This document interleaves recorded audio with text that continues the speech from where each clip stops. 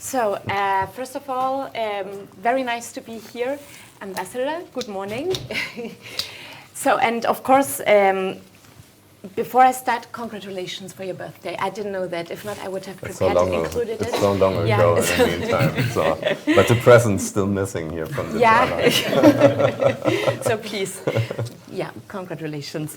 Okay, so I'm very happy to welcome you to this panel. I'm very honored to moderate for the first time in my life an all-male panel.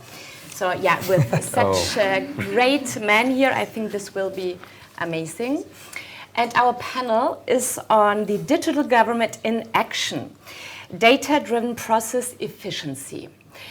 The panel will aim to move from strategic vision to practical implementation, focusing on how data and process intelligence can drive efficiency and transparency in public administration, but also in the private sector, which I think, and you mentioned it, is very important. So you will be, as an audience, also able to be involved here, because you can use this QR code here and put in your questions, which will then be read by our amazing colleague here from the, I agree, AHK is complicated to say, Tanya, who will read your questions to us, and then you can interact with the speakers. Very much looking forward, encouraging you to please ask many questions in written with this QR code. We have 3 blocks of questions. First, I will introduce to you these amazing speakers, and then we will come to our questions. So, starting with you, I already congratulated you. You are from Düsseldorf, great city, and you have been politically active for more than 25 years, I was told. Sounds pretty long. That sounds very, very long. You don't look that old, so. So you were a member, I was told, of the City Council of Düsseldorf, and as well as a member of the State Parliament of North Rhine-Westphalia. Since 2009, you have been a member of the German Bundestag. And then from 2014 to 2018, you were the spokesperson of the CDU-CSU Parliamentary Group in the Digital Agenda Committee of the Bundestag. And you were also a member of the Transportation and Digital Infrastructure Committee later until 2021. And then from 2018 to 21, you were Federal Government Coordinator of German Aerospace Policy and the Commissioner for Digital Economy and Startups within the Federal Ministry of Economics and Energy. And then until 25, you were the spokesperson of the CDU-CSU Parliamentary Group for Education, Research and Technology Assessment, and a member of the Digital Committee. I'm telling you all of this to show you that he, I think, really knows what you talk about when we talk about digital transformation. And then now, since May last year, you are the Parliamentary State Secretary to the Federal Minister for Digital Transformation and Government Modernization.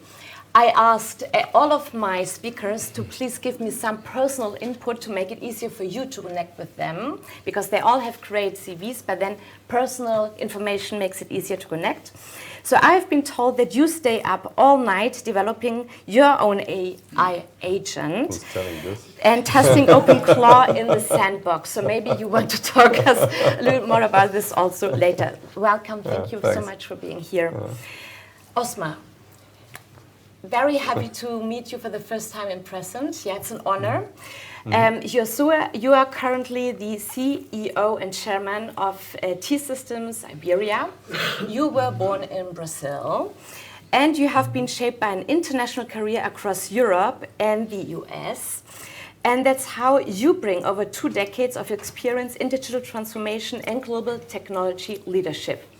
I have been reading that you moved to Barcelona around more than 15 years ago and then decided to stay long-term despite initially planning a short stay. It happens, right? Yeah. So as CEO of T-Systems Iberia, you have positioned Spain as a key innovation hub within Deutsche Telekom, driving growth in cloud, AI, and cybersecurity. And you are known for a very human-centered approach to technology And that's why you advocate for innovation that is not only powerful, but responsible and inclusive. So alongside your executive role, you actively contribute to strengthening the European innovation ecosystem through your work with business and institutional networks. For example, as president of the German Chamber of Commerce in Spain, as you already mentioned, Mrs. Ambassador. So I was not told anything personal about you. I investigated myself, and I was really impacted by what I'm telling you now. And it was to a group of youth here in this place a year ago. I'm getting afraid. Huh? Oh, don't. Really, honestly, and I think that it shows why, for you, the human-centered approach is so important. So you told them a year ago. So no, that's why I add now. So you, for me, embody a powerful story of social mobility. From growing up in, as you told, a modest family with deaf parents, amazing, yep, to becoming the CEO of a leading European technology company. So very much welcome, and thank you so much for being here with us. Thank you. In your own house. Victor, I continue with you. You have a new title because now you are the Director of Innovation, Artificial Intelligence and Enterprises at the same company. Where have you been also working 2 weeks ago when they changed your title, which is Red.es. And this, for those of us who don't know it, is a public government entity in Spain that promotes the country's digital transformation. You are a senior electronic engineer and hold various master degrees in information communication system management, as well as in business intelligence and big data from the Universidad Politécnica de Madrid and the Escuela de Organización Industrial. So, and you have also completed the public leadership program at IESE. You have over 20 years of solid experience in the public sector, consistently focused on the development of digital transformation projects. And you also bring noteworthy experience as a seconded national expert and civil servant of the European Commission. You are, so this is the personal information. Victor is married and you have 2 children. And what might be surprising now for you is that you like scuba diving and mountaineering. And this might seem contradictory, but it's not. You will find out why not. Mm-hmm. Welcome. Thank you so much for being here. You. And now we switch to our last but not least speaker, Fernando. It's a huge pleasure also to have you here, an honor to have you here. Your company has been mentioned, like, I think 10 times today. Mm-hmm. You are the Vice President and Country Manager, Iberia and LATAM at Celonis. Mm-hmm. Celonis is a global leader in process intelligence, as we have already been hearing.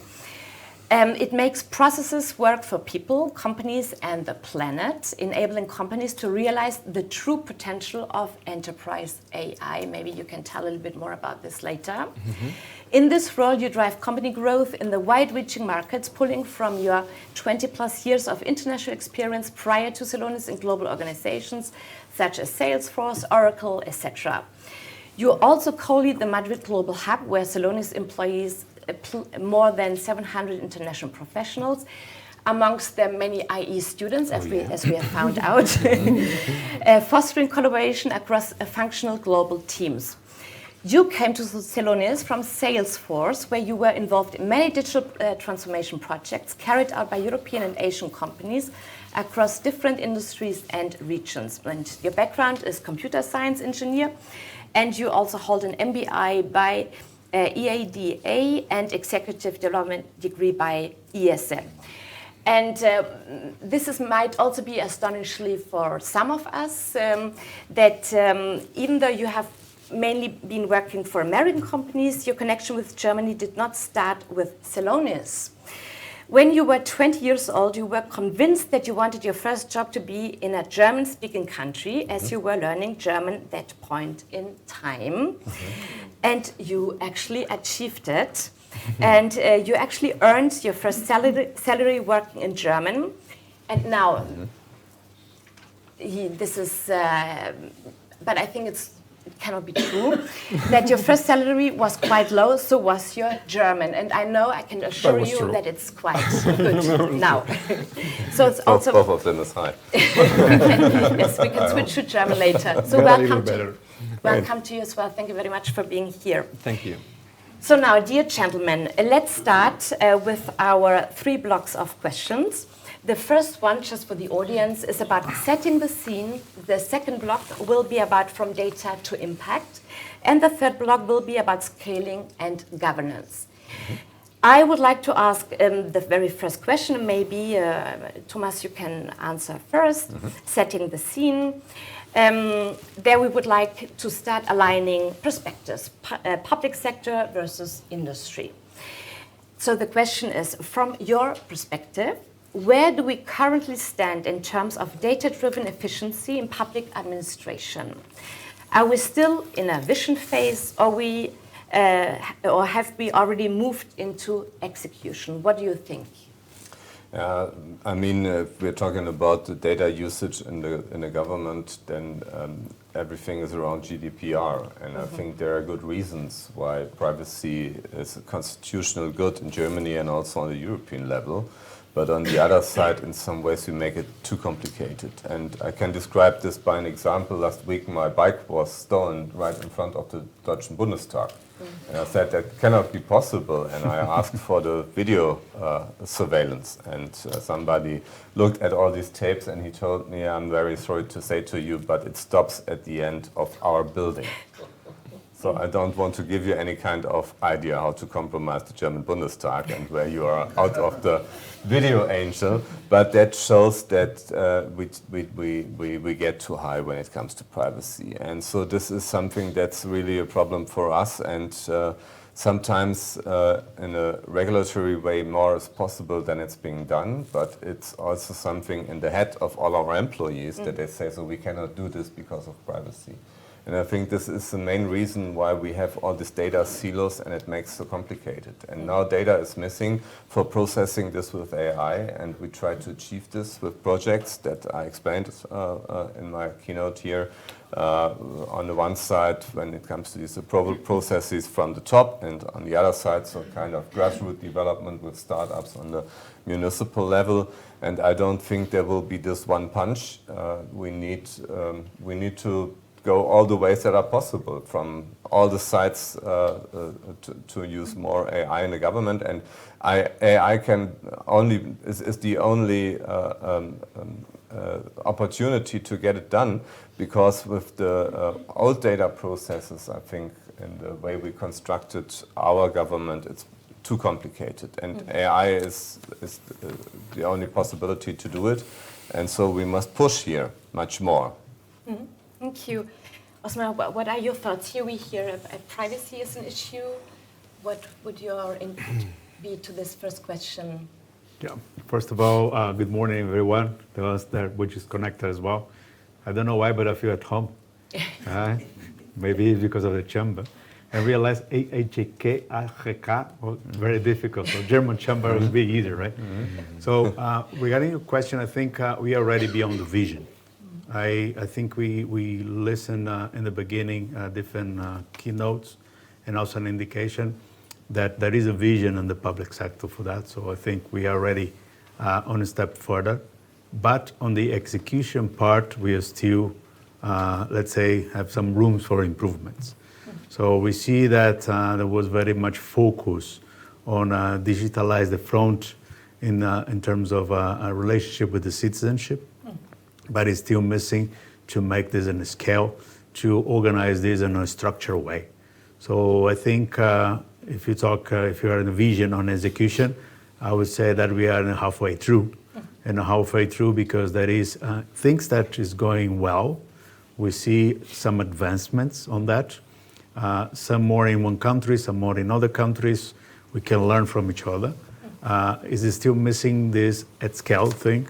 To go ahead and to move the needle to make progress on that. So I think there is half full, the glass, so I'm positive on that. But we have to put the efforts to become real digital as a society, as the European society, and to make the progress together with the different countries. Thank you very much. Víctor. Well, I totally agree with my colleagues. We talk about public administration is quite a wide concept. So, but I think, as you mentioned before, that there are quite a few initiatives that are really relevant, and I would say that we are more and more in the execution phase than in the vision. But okay, it's a great discussion. But I would like to point out like a couple of initiatives that we have in Spain that are really interesting. One of them is what we call the sectoral data spaces. We are creating, they are already working, more than 150 data spaces. It means that we help public administrations and also private companies to share data.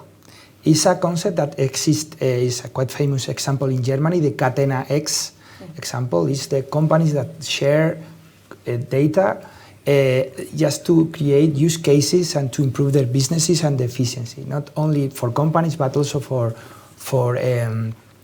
public administrations. There are, as I mentioned, more than 150 sectoral data spaces working right now, and the government has invested more than 500 million euros in creating with subsidies and creating the ecosystem to do so. Another initiative is what we call Datos.gov, is the platform to publish all the what we call open data, the data that the public administration is generating, of course, the one that can be shared, not all the data. But right now we have more than 100,000 what we call data sets, so data that public administration is sharing, and for researchers, for citizens, for journalism, for even for companies. And now there are more than 500 applications that are already in place. You know, one example, when you are waiting for the bus and you want to know where the bus is this application is based on public data published in our data sets. So this another example is the use of data, following, of course, all the rules and the regulation that is there, but just to improve and encourage companies and cities. So, in some terms, we are in execution, but of course, there's a lot of things to do, and yeah, that's true. Thank you, Víctor. Fernando, what is your input here to this first round?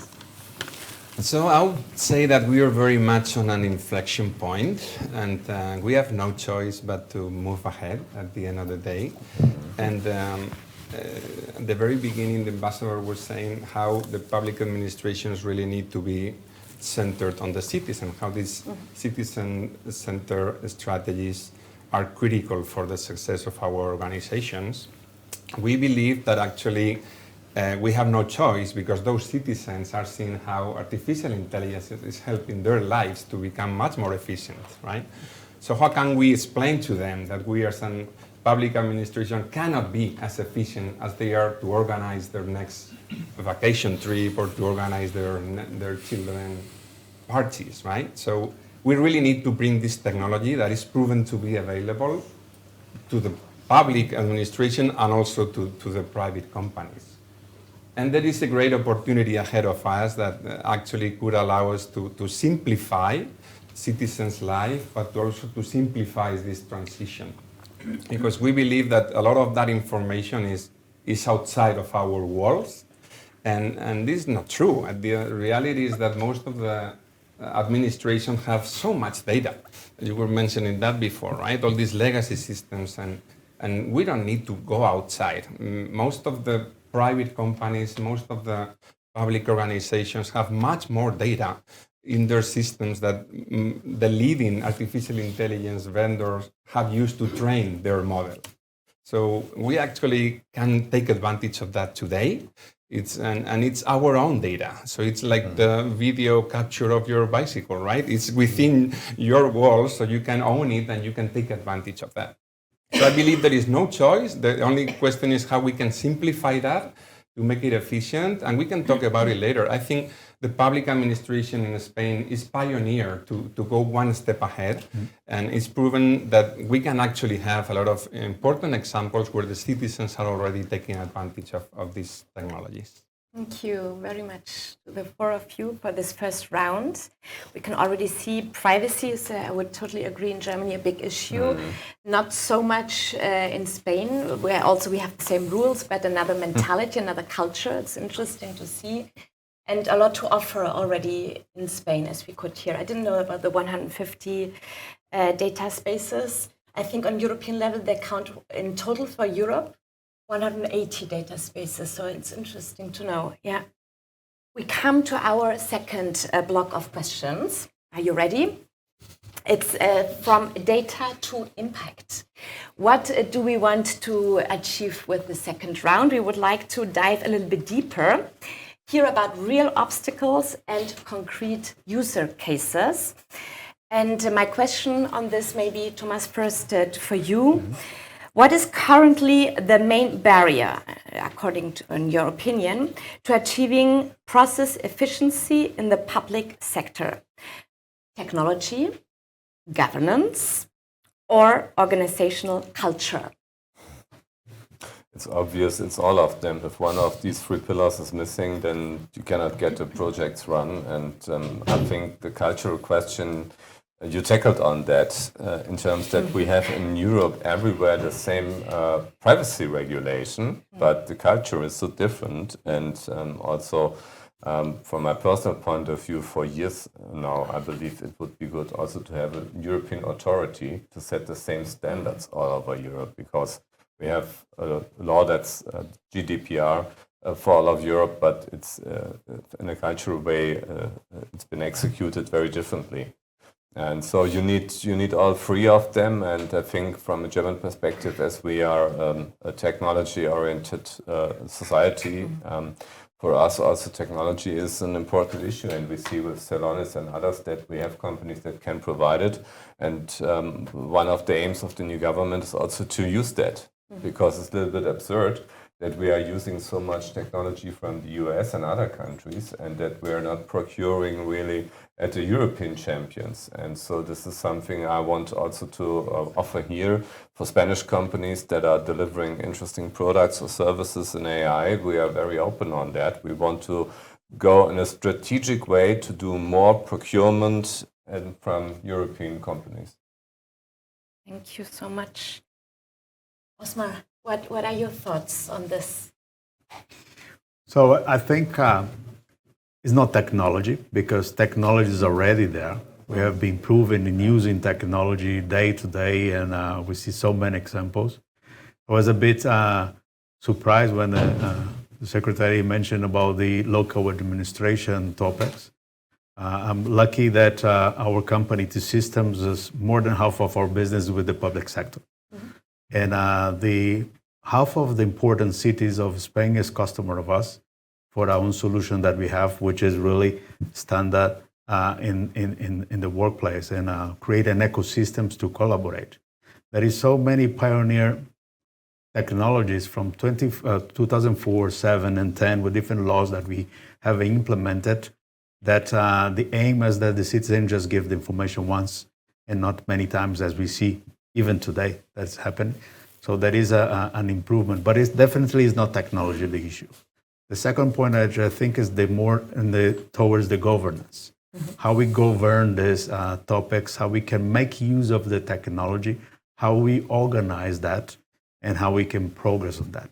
And there is one topic which is very close to that and was appear sometimes today, which is the mindset, the culture. So I think it's number one, governance, but it's very close to the culture as well, because as I mentioned, technology is there. We are using the technology, we're making progress, but we need to apply this in a smart way. Victor has commented this Catena X, which is part of the Gaia X. T-Systems was one of the founders of this to define what is the infrastructure, which is the landscape that we need to implement this widely, not in one country, but widely, and is sliced by sector. And with regards to that, I'm very pleased that we are helping Spain. One of the data space that Víctor mentioned is the first national data space, which is for tourism. We are working very close to the Ministry of Industry and Tourism to implement this in the country and to make this really facilitate for the different interlocutors, the citizen, the users, the tourists, the administration, and also the SMEs, to make use of this data in an anonymous way, but to instant change and to recreate different models that we can make in the market and make the things different. I think also common different models that we have to implement AI in the topics. I think there is a great opportunity to move for that, but for that we need a clear governance and a mindset shift. And just to have this privacy topic, it's not that in Spain is free that we can see everything. So we are under law as well. We have the GDPR, which is and sometimes very more restricted than the general ones, but with the mindset, with this culture, we can make use better of the technology. Thank you, Osmar. Víctor. Yes, well, I totally agree with you. So I will try to add something. Of course, it's not technology. We not only have the technology, but the companies. There are a lot of companies here today, and I have experience working with some of you, and you have the experience already. So it's not technology, it's not the workforce, let's say, the companies, but I will focus on culture. In the public administration, I don't know in Germany, but in Spain, 57% of the people is above 50. So it's not a matter of, I think it's a matter of the culture, not only to have the skills to be able to use the tools, new tools, artificial intelligence. It's not only that, it's important, but the mindset. The mindset is really important. To change processes, because it's not a matter of put technology on top of a process. It's to change the process, thinking about the technology, but putting the citizen in the center of it. We have quite all complex processes, administrative processes in Spain, and again, it's not a matter of putting technology on top of it. It's a matter of trying to change things. So I have an example. The Digital Toolkit program, I don't know if you know, it is the biggest subsidies program for SMEs, for the digitalization of SMEs in Spain. 3,000 million euros, so 3 billion euros invested already, impacting in almost 1 million SMEs in Spain, just to help them to digitalize in the digitalization process. For that, we know that the SMEs, they don't like to ask for subsidies in Spain because of the administrative burden. They don't like most of the subsidies that the public administration launches is not requested. Not 100% of the budget, but even 50% of the budget is not covered because companies they don't like the subsidies because of this administrative burden. We redesign the processes in the digital toolkit with this approach we call zero paper approach. They don't have to provide any documentation, and we take care of gather all the data just to validate their application. And now the requests are over the 70% of the companies. So to reach these 1 million companies impacted is because we have changed the processes using technology, of course, but changing things. We have changed the subsidy law in Spain. So it's just and this is connected to governance. So our leaders, the politicians, must be, aware that they should change some regulation just to adapt it to the new era, let's say. And again, the staff, the employees, they are a bit afraid of what I'm going to do because we have hundreds of people reading files and putting stamps for hours and hours before, and now they don't have to do that because we have automation, we have artificial intelligence, checking requirements. So what are they going to do? And what we did in our program is now in our contact center, 30% of the contacts, with the citizens, are done out, let's say, proactively. So it's not an incoming call, but we are calling them, we are contacting them just to tell them you are doing this incorrectly, you have to change this and that. Be careful with the deadline. We have a deadline. Please provide your information before this deadline. So we are like helping them more proactively. And these people, they have to receive training just to send emails or make calls instead of reading files and putting stamps. So they have to change a bit their mindset, and the change management is crucial in the public administration, because it's not the friction we had. I've been doing this for 20 years. Just now you have to change a bit.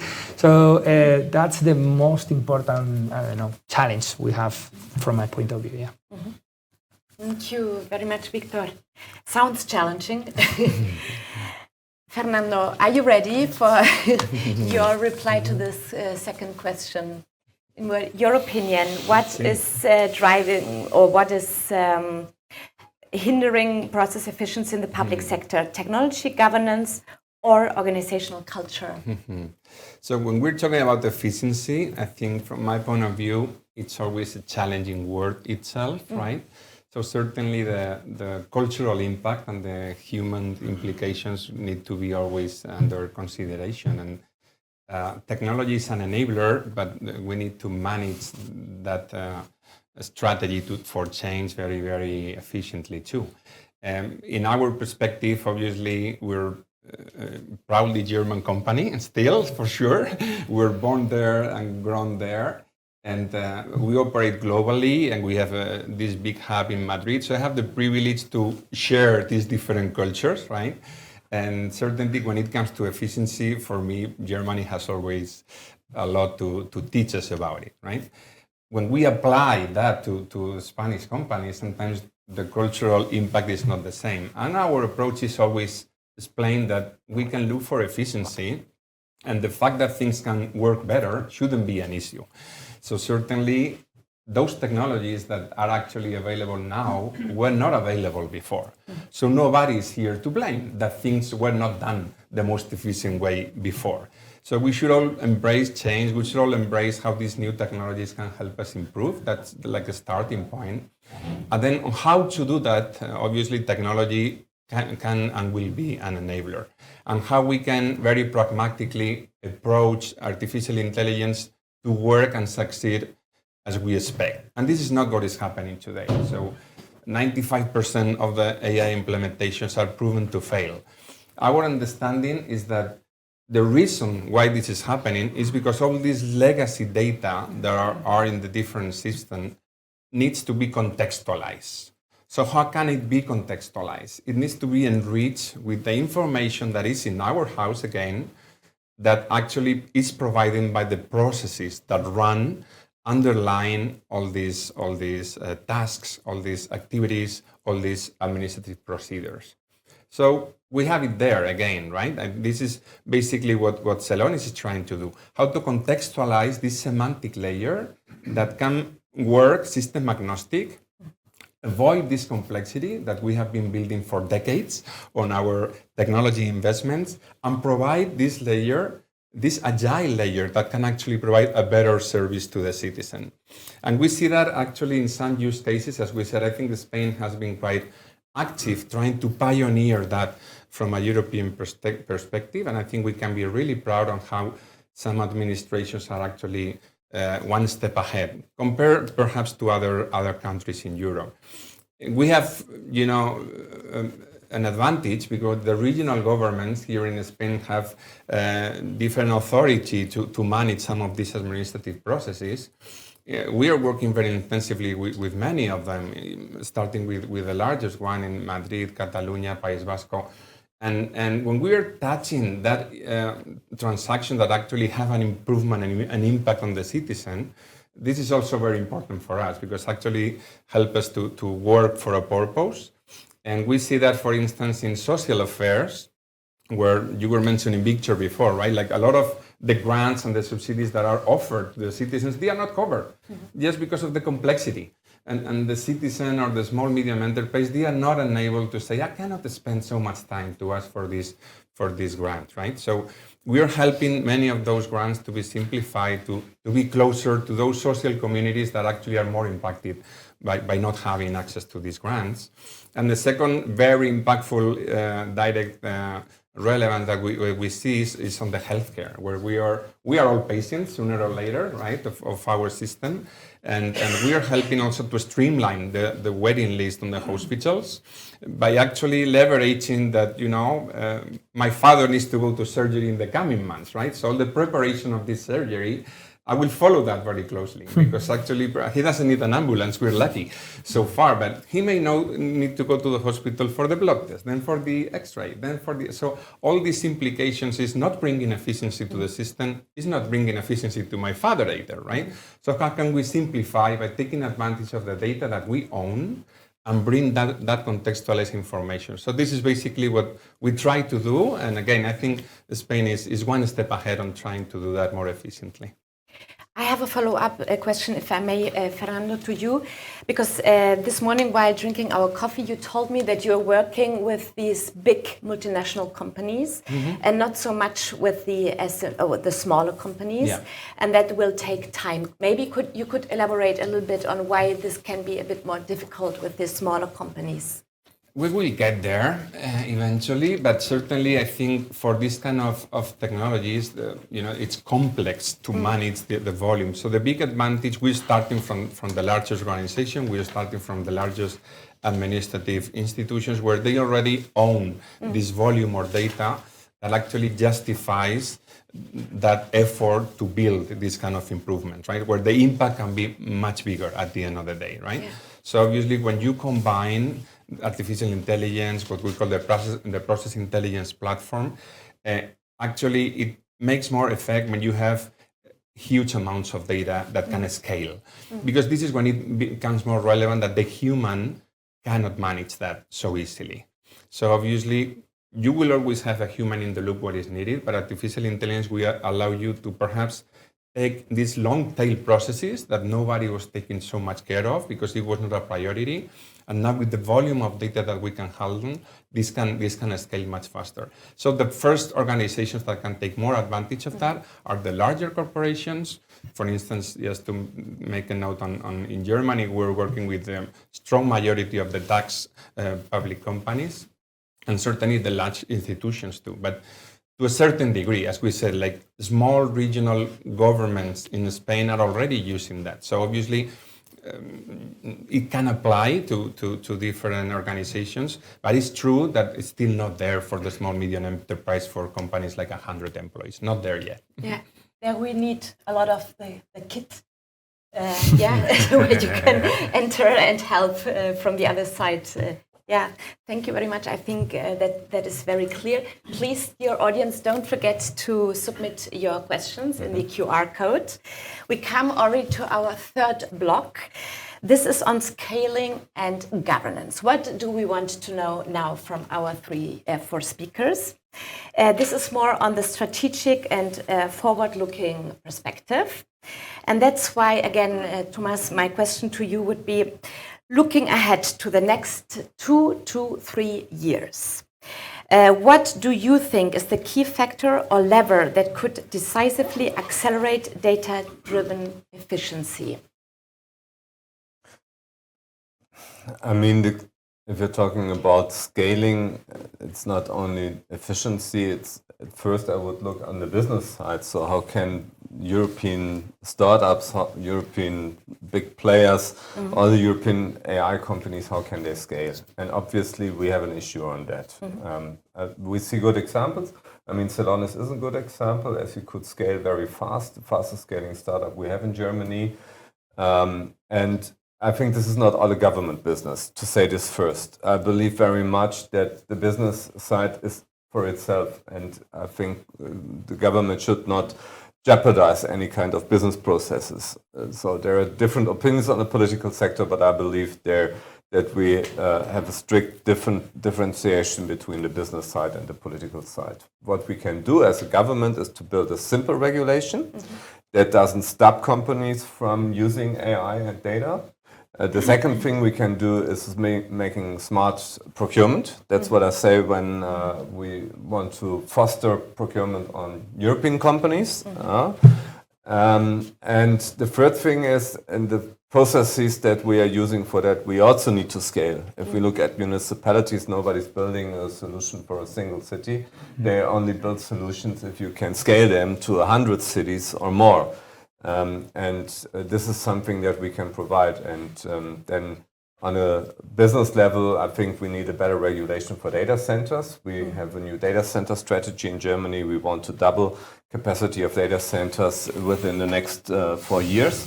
And we want to quadruple the AI capacities that we have. So this is a thing. Another thing is to better onboard talents. I think talent is the most crucial issue when it comes to AI. And therefore, we are building a work and stay agency these days. We want to make it easier to bring talents to Germany. So this is a further issue. And then it's very important to see the large industry players, that they implement AI as kind of front runners. And that they also build an ecosystem for European solutions there. But they have to be performing. And as I said in my keynote, they need to be also hybrid, because I believe in some of the cases you need these frontier models. And you have to find a market position for the European players, maybe with trust components, to say, so the trust components are coming from here. And we have a hybrid use case with also these frontier models. So this is a landscape that I could imagine for this. Thank you very much. Yeah. Osmar, what are your thoughts on this? Oh, if I would have an answer, I would be a rich guy, because if I look back 2 or 3 years, what's happened and what is today, I cannot foresee what we will have in 2-3 years, because most probably that will happen in the next year, not in 2 or 3. But definitely, I think Thomas has mentioned, I think the business side is very important. It's not that also will help the businesses regulation, but in a smart way. So I think the point is very valid, what was mentioned. And regarding this, scalability is the key. I think if we can be the pioneers, we can be the frontiers and scale, this we'll have like a tractor that will bring also the rest of the economy for that. And for that, I'd like to mention maybe 2 or 3 examples. One of them is the cloud, public cloud. Nowadays, especially with geopolitics, we see more and more the sovereign topics which is needed. We see that there is a very way forward that the European can be sovereign by itself, because we were missing some components that it still depends on the other regions. But I think the point right now is, how can we be free to choose which technology is the best when we fit with the sovereignty that we have. For that, the systems and Deutsche Telekom are bringing the public cloud, not to be comparable with the giants that we have in America, but to be an alternative. Because there is topics that we have to be resilient, but we have to be sovereign in Europe. And I think for that, we play an important role to have an alternative, to have our public cloud, European public cloud, to serve for this purpose. The second example that I'd like to mention, and Thomas has mentioned this before, is the huge investments that the private company are doing with regards to the infrastructure. So we just announced 2 months ago a factory, AI factory in Germany, when we placed 10,000 GPUs. Of course, the chips comes from NVIDIA. But to having this infrastructure of 10,000 GPUs, this was a $1 billion investment only on this data center. This, just by size, improved by 50% the capacity of Germany to train and to use the AI. So if you have to wait until you have this gigafactory implements, maybe we will lose the time to market. We will lose the opportunity to make use of this infrastructure. Therefore, it's important that business companies are building up that up front, are making using of that, and make the scalability. And the last topic, as we mentioned about healthcare, which is important. Another day I was giving a pitch to the newcomers for the company, and I was giving a clear message to them to serve for a purpose. I don't want them to write the bad algorithm in AI, but I want them to build up things that can save lives. If you can use technology in a UCI, collecting the data that we have for the patients, comparing to the amount of data that we have in the world, we can predict and anticipate data to the nurses, to the doctors, and for that we can save lives. So the message was not only focus on technology, but in the purpose and what we need to do to use the technology for that. So scalability and the purpose, I think, is the two things that we have to push. Wonderful, beautiful. Again, very human-centered. Yeah, thank you very much, Osmar. Víctor. It's difficult to add anything interesting after you, Thomas. Okay, let me focus in another view of the topic. Is about the public administration and the use of data managing public initiatives. Something that I noticed is that if you want to use the data to have insights about the impact of initiative, I mentioned before the sectoral data spaces or the digital toolkit, different initiatives in the public administration. Normally, we are using more and more data, but after the program ends. So after 1 year, 2 years of a program running, when it ends, and then we analyze the data and say, okay, the impact was good enough, not good enough, or maybe next time we should do something different. So my idea is just, and this is what we are trying to do, at least in our ministry, is just to, as you are using the steering wheel, it's just you are changing sometimes the course, you are changing it constantly.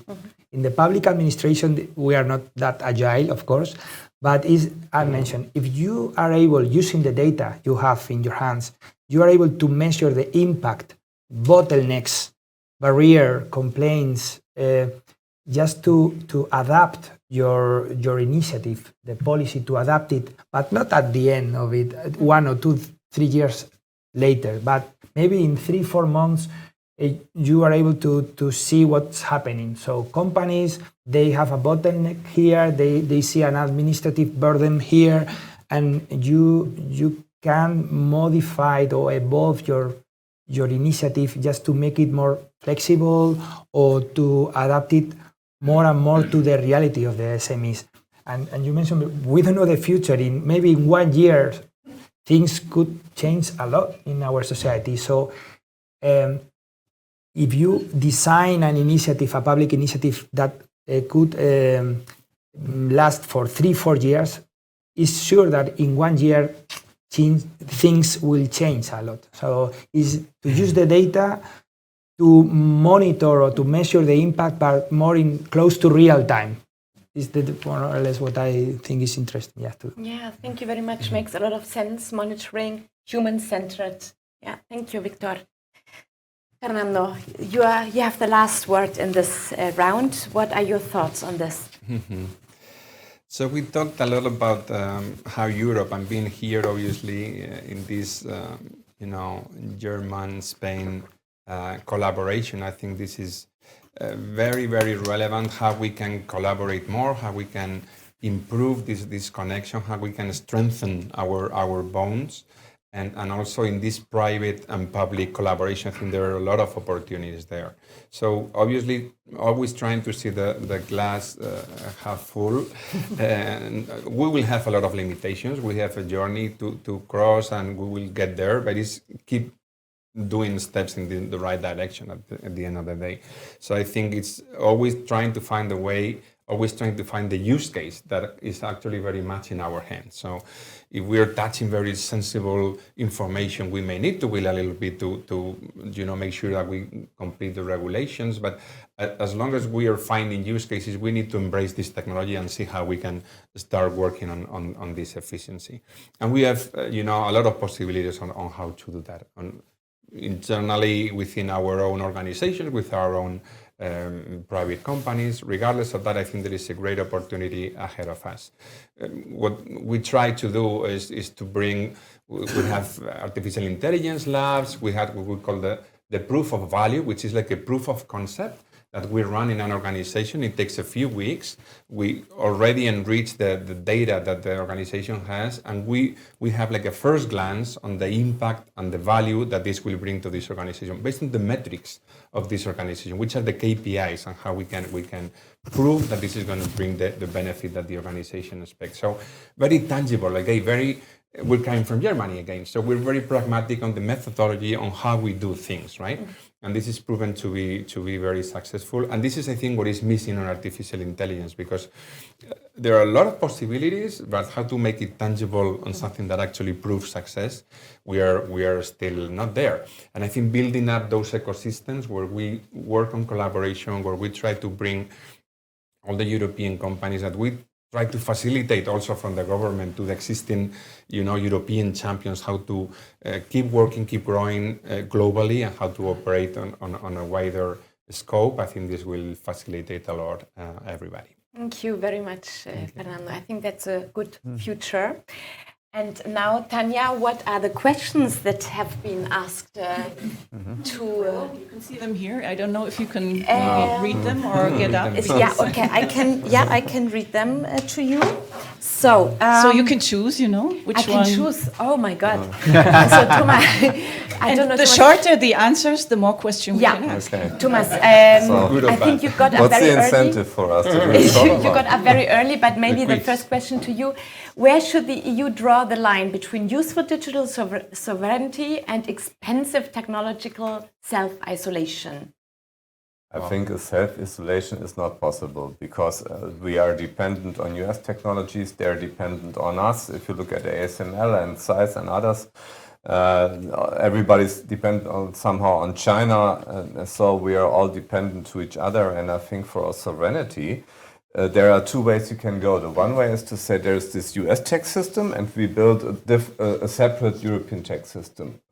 This has been, some people tried that for years, but it obviously doesn't work out. And so I would pledge for more integration.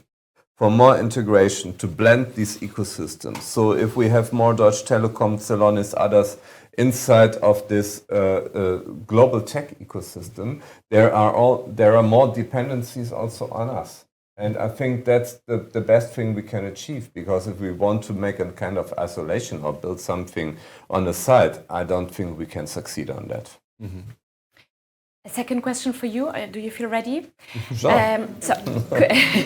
Could you comment on the European Sovereign Cloud Initiative powered by Amazon Web Services in Germany? Okay, following the thought I already explained, I think it's better. Let me start one step before. Why are Google and Amazon and Microsoft are investing so much in Germany in terms of data centers? All of these three companies are building huge data centers in Germany. So this is why their customers are there. It's a German industry. That's the reason. They don't do it for, I don't know what kind of reasons. They just do it because their customers are there. So shall we go to them and prohibit to build data centers? I don't think that would be a wise strategy. So for our industry, it's important that they have access to the best technology. So that's what I believe. Now there comes this thing of sovereignty washing, or whatever you might addressing, so that everybody's now try to explain we are totally sovereign and totally European, and I believe everybody in this room knows how it is. Yeah, it's better to have processors here on the ground. If Donald Trump would decide one day to cut off, I don't believe that he would do, but just imagine he would. Then all these GPUs are in Germany and not in California. And nobody will go with a helicopter and bring them out of Germany and transport them to California. So the GPUs are there. To reinstall software and everything will take some time, but nevertheless they are there. So from our perspective, it's better to have GPUs than to have them not. It's pretty simple. It's not so complex. But is this the total sovereign and everything? No, it is not. And everything of this, what the American companies are doing, follows also American law. You have to be aware of that. And so that's the reason why I say, let's try a more hybrid way to go, and go to the European cloud providers, go on European AI companies, build a base out of this and of solutions in your own company that you can trust in, and then use as a second layer these American companies for this kind of usages where you need the extra power that they can only deliver today. Thank you so much. If I may add just quickly, Yeah. I think there is not one fits all solution. I think we can make use of the different technology which is available. Some of them will be less sovereign. Maybe for that we can use the scale. And the American that we just named, those guys are scaling in the world. So it's a matter of what you decide to put there, what you decide to put in a very sovereign things in Europe, or even in the expensive own solution that we have. I think you have to select the degree of sovereignty which is needed, because not all will be on the sovereign cloud, and not all will be in the American hyperscaler. So we have just to decide which kind of data, which kind of solutions, which kind of systems we want to put in different places that we have where the technology is available. Thank you very much. So, my dear panelists, we have 4 more questions. I will now distribute them whenever they don't have a name, because try to have a name. And the Catena X one, Víctor, I think this is maybe for you because you were the first one mentioning it. Can a global industrial data space like Catena X be open while preserving strategic autonomy under different regulatory regimes? If so, how? Well, when we talk about these data spaces like Catena X or the ones we have in Spain, for me it's really important to know that they are not sharing their data in general. It's not true. So they're sharing specific data in a specific use case. I remember this one that is for me is really, when I have to explain this to my mother, I use this example that is really good, and maybe you know better than me, as the companies, the automotive companies, I mean Mercedes, BMW in Germany, there is one use case in Catena X, or there was, maybe it's still there, I hope, is sharing information about the screening, how do you call it in English? The screening, wipers, if they are working or not, and the speed and the position of the car. With that information, the government can know how the weather is in the roads with a lot of precision, no?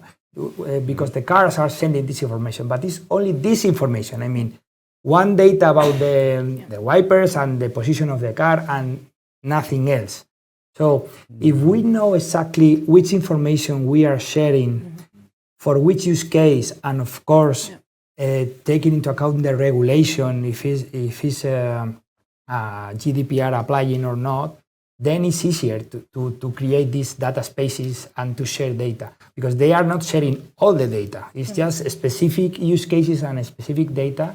And then you, for example, when a company wants to enroll or to be part of a data space in Spain, there is a regulatory control that they have passed. It's which data you are sharing, with whom, for what, and that's really important. So it's not a matter of sharing everything. Thank you. Yeah.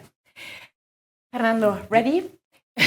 How can Europe catch up to AI development in the US when funding available in US is so much higher versus in the European Union? Do we have the right priorities in public spending? And that is for me? That was my impression. Okay. No, If there is a good answer, I'll vote for you. I will look forward for this answer and then apply that internally. Actually, we were born in Germany, as we said, and we are operating globally. So how we got there? We were born digital, and we are now a 15-year-old company at the end of the day.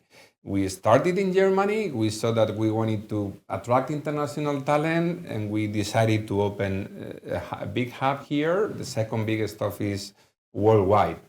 Now, how are we expanding, perhaps, right? So, and is it enough? Certainly not. At the end of the day, we cannot compare the investment in IT that has been done in Europe compared to what is done in the US, and the facilities that, again, Silicon Valley is having these days is still far away. And, in the last decade, we've seen that technology companies in the US have even, differentiated more. So obviously, there is something missing at the end of the day, and we struggle to get there. But now, at the end of the day, we are proving that European innovation can be built and created in Europe and can expand to provide the large organizations, in our case, the large organizations in different industries, call it retail, manufacturing, distribution, in the US are using our German technology to prove their efficiency. So I think this is there, this is a case. How we can scale and how we can replicate that, I think it's a question of building up those ecosystems. Providing, all the regulatory coverage that is needed, but making it more agile. So we're talking before, like not shooting on our feet, right? Trying to find the ways to collaborate instead of why not. And this is certainly not happening in a lot of conversations in Europe these days. It's not easy.